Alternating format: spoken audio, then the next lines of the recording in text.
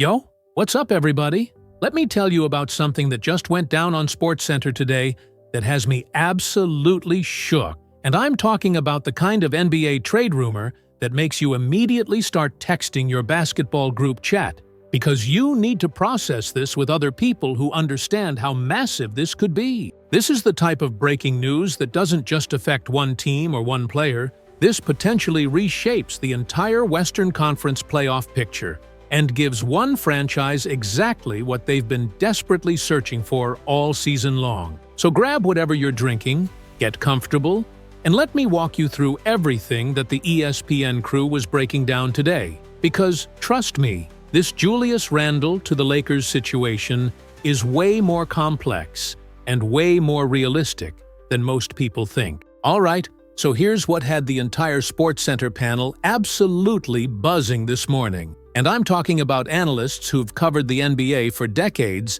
but still couldn't contain their excitement about the potential implications of what they were reporting. The main story that dominated the entire segment, the headline that's going to be talked about all over social media and sports radio for the next several weeks, is that there's legitimate smoke around Julius Randle potentially being on the move again. And the Los Angeles Lakers are apparently very interested in bringing him in. Now I know what you're probably thinking right away.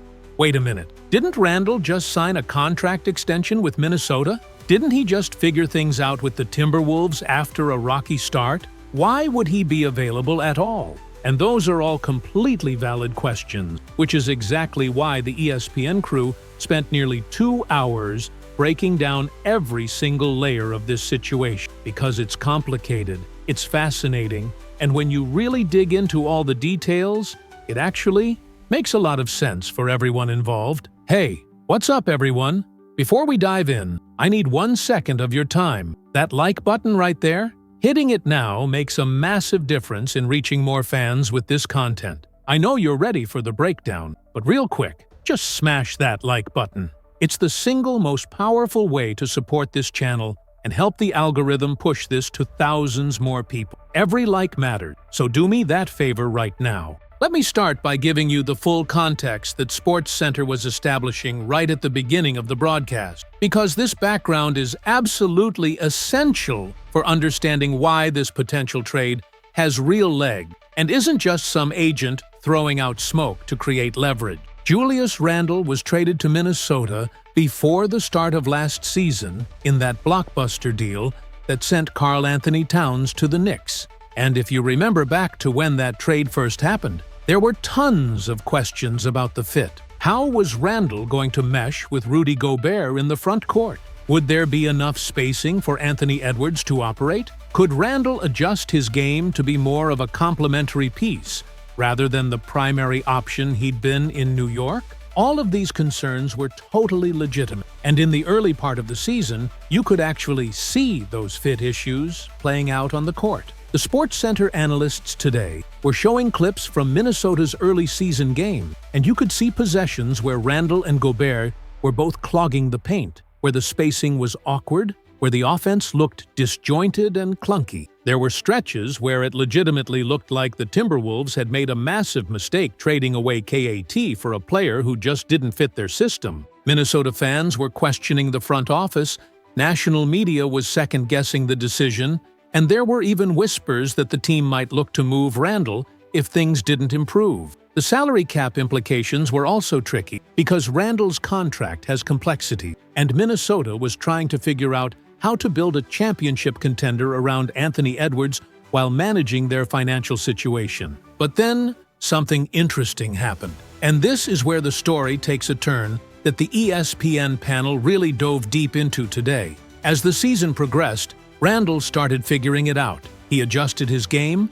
He found ways to be effective even with Gobert on the court. He became more willing to facilitate and create for others, rather than always looking for his own shot. By the time the playoffs rolled around, Randle had actually become a really valuable piece for the Timberwolves.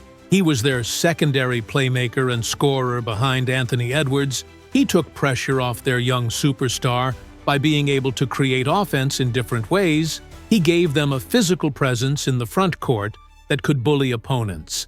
In the playoffs, Randle put up solid numbers and was a significant contributor to Minnesota's success in their series. So, if everything was trending upward, if Randle had successfully adapted and was contributing at a high level, and if he even signed a contract extension showing mutual commitment between player and team, why in the world would the Timberwolves consider trading him now? This is where the Sports Center discussion got really nuanced and detailed, because there are actually multiple layers to this situation that aren't immediately obvious. First off, there's the question of whether Randle is truly the best long-term fit next to Anthony Edwards. Don't get me wrong, Randle is a really good player, a multiple-time All-Star, someone who's proven he can be a primary or secondary option on competitive teams. But when you're trying to maximize a generational talent like Edwards, you have to ask yourself if you have the optimal pieces around him.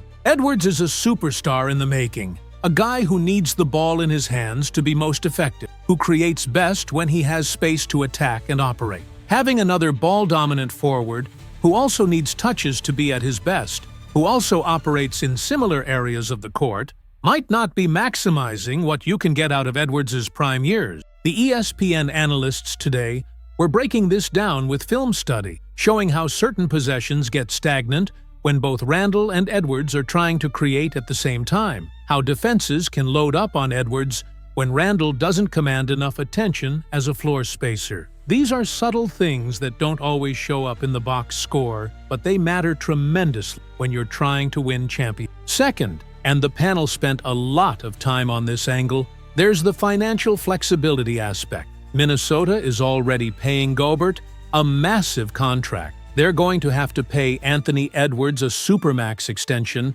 They have other pieces they want to keep around. Randle's contract, while not bad by any means, does limit their flexibility to make other moves or add complementary pieces around their core. If they could trade Randle for assets or players on cheaper contracts that fit better stylistically, that could actually make them more dangerous overall, even if Randle is individually talented. Now let's talk about why the Lakers would be absolutely salivating over the possibility of adding Julius Randle, because this is where things get really interesting according to the Sports Center breakdown today. The Lakers have been fantastic this season, they've exceeded expectations, they look like a legitimate championship contender when healthy. But there's one glaring need on this roster that everyone can see. They need a high-level wing player who can defend, create his own shot, and provide secondary scoring. They need someone who takes pressure off LeBron and Luka,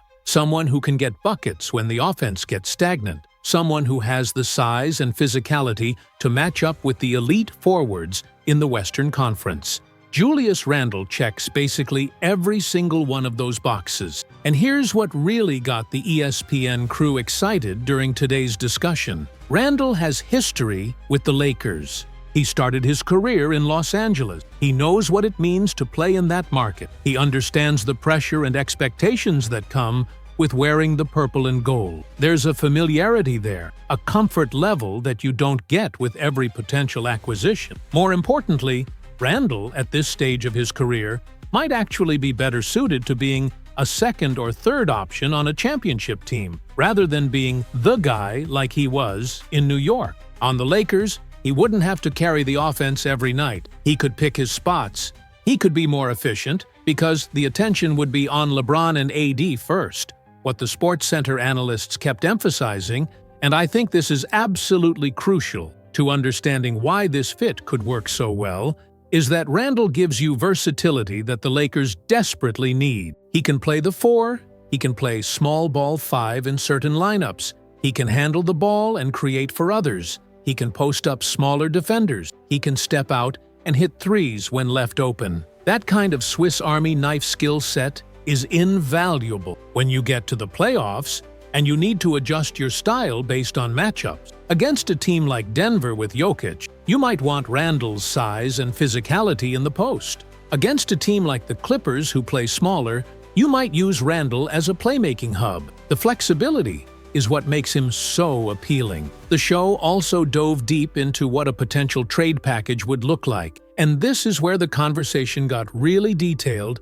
because both teams have specific needs and constraints that make negotiating complicated. The Lakers would obviously need to send out enough salary to make the money work under NBA rules. They'd probably need to include rotation players that Minnesota values, potentially draft picks depending on how aggressive both sides want to be. The ESPN panel was throwing out different combinations, debating which packages made the most sense for both teams. One framework that kept coming up repeatedly during the Sports Center discussion was built around Rui Hachimura being the centerpiece going to Minnesota. Rui is a solid player, he's younger than Randle, he's on a reasonable contract, he can shoot and score, and he'd give the Timberwolves a different type of forward option. The analysts were showing how Rui could actually fit better next to Gobert than Randle does, because Rui is more comfortable spotting up and shooting threes.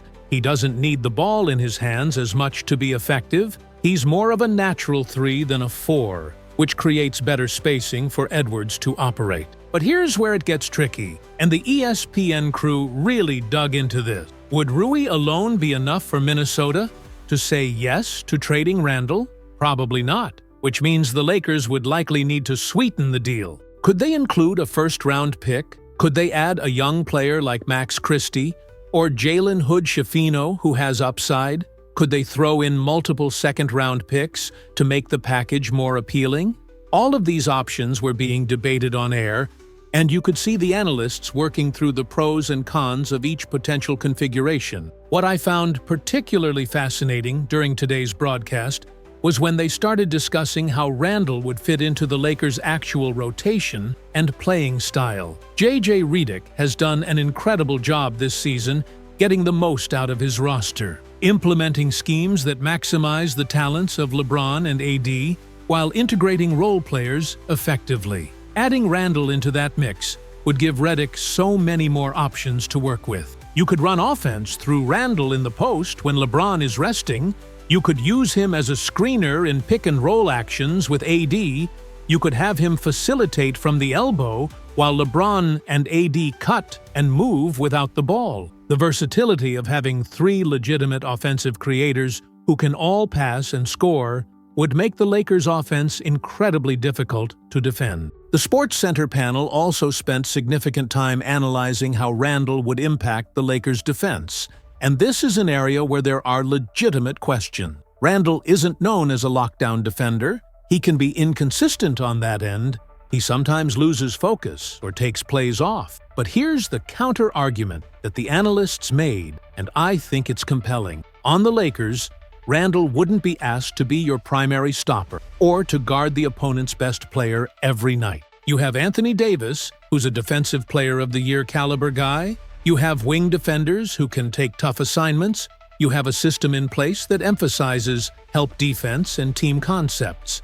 Randle would just need to hold his own, stay engaged, and use his size and physicality to his advantage. That's totally doable, especially in a supporting role where he's not carrying the entire offensive load. One thing that came up repeatedly in the ESPN discussion was the playoff experience factor. And this is something that absolutely cannot be overlooked when you're evaluating a potential trade for a team with championship aspirations. Randle has been to the playoffs multiple times. He's been in high-pressure situations. He's performed on big stages. When things get tight in the fourth quarter of a playoff game, when the margin for error is razor thin, having players who've been there before is absolutely critical. The Lakers obviously have that with LeBron, who's been to a million finals, but adding another guy like Randle, who's proven he can handle the moment, would make them even more dangerous come playoff time. The show also explored the potential downsides and concerns with this trade, because it wouldn't be responsible journalism to just hype up a move without acknowledging the risks. Randle can be ball-dominant at times. He can force shots when he shouldn't. His three-point shooting is inconsistent, and there's always the question of whether he's happy being a third option after being the #1 guy in New York for years. These are all legitimate concerns that the Lakers would need to feel comfortable with before pulling the trigger on a trade. The ESPN analysts were debating whether Randle's personality and playing style would mesh well with what the Lakers are trying to build, or whether it could create friction and chemistry issues. What really struck me during today's broadcast was the discussion about timing and urgency. The Lakers are in win-now mode with LeBron James at 40 years old. They can't afford to waste seasons hoping that marginal improvements will be enough. If they believe that Julius Randle is the piece that can push them from being a solid playoff team to being a legitimate championship contender, they need to be aggressive in pursuing him. Waiting around and being cautious might mean missing out on their window entirely. The ESPN crew was really hammering this point home, emphasizing that great teams take calculated risks to improve. They don't just stand pat and hope everything works out. The panel also discussed what this would mean for Minnesota's future and how they'd approach building around Anthony Edwards if they did trade Randle. The return package they'd get from the Lakers, whether it's Rui and picks or some other combination, would need to help them either compete now or build for the future. Minnesota can't afford to take a step back. When they have a 24-year-old superstar entering his prime, they need to continue surrounding Edwards with the right pieces to maximize his talent. The analysts were debating whether the assets the Lakers could offer would actually accomplish that goal, or if Minnesota would be better off just keeping Randle and trying to make it work. One aspect of this potential trade that got extensive discussion on SportsCenter was the psychological and emotional component of Randle returning to LA. He'd be coming back to where his career started, but in a completely different role and with completely different expectations. How would he handle that? Would it be motivating to prove he can help the Lakers win a championship after being traded away early in his career? Or would there be weird pressure dynamics given the history? These are questions that can't be fully answered until you actually see how it plays out. But the analysts seem to think that Randle's maturity and experience at this point in his career would allow him to handle it well. The show also touched on the broader implications for the Western Conference. If this trade happened, the Lakers are already one of the better teams in the West. Adding a player of Randle's caliber would potentially move them into that top tier with Denver, OKC, and whoever else emerges. That changes the entire playoff race, changes how other teams approach their own rosters, potentially triggers other trades as teams try to keep up. One move like this can have ripple effects throughout the entire conference, and the ESPN crew was mapping out all the potential dominoes that could fall. What I loved about today's SportsCenter coverage was how they connected this Lakers-Randle situation to the broader theme of championship windows and organizational philosophy. The Lakers under LeBron have consistently been willing to make aggressive moves, to trade picks and young players for veteran help, to go all in when they believe they have a legitimate shot. This potential Randle trade would fit perfectly with that mentality. Meanwhile, Minnesota is in a different phase, trying to figure out the right mix around Edwards while also managing financial reality. Both approaches are valid, both have merit, and watching how this negotiation plays out could tell us a lot about each franchise's priorities and risk tolerance. Listen, after watching the entire SportsCenter segment today and hearing all the different angles on this Julius Randle to the Lakers situation, I'm genuinely convinced this is way more realistic than people think. The basketball fit makes sense when you break it down. The financial pieces can be made to work with creativity. Both organizations have legitimate motivations to explore a deal, even if those motivations aren't immediately obvious. The Lakers need exactly what Randle provides in terms of scoring, size, and versatility. Minnesota could potentially get assets that fit better with their timeline and Edwards' development. Sometimes, in the NBA, trades that seem surprising at first actually make perfect sense when you examine all the factors. This could absolutely be one of those situations, and if it actually happens, if Randle ends up back in a Lakers uniform, it would be one of the biggest stories of the entire season and could legitimately shift the championship odds in the Western Conference. Stay tuned, because something major might be brewing here.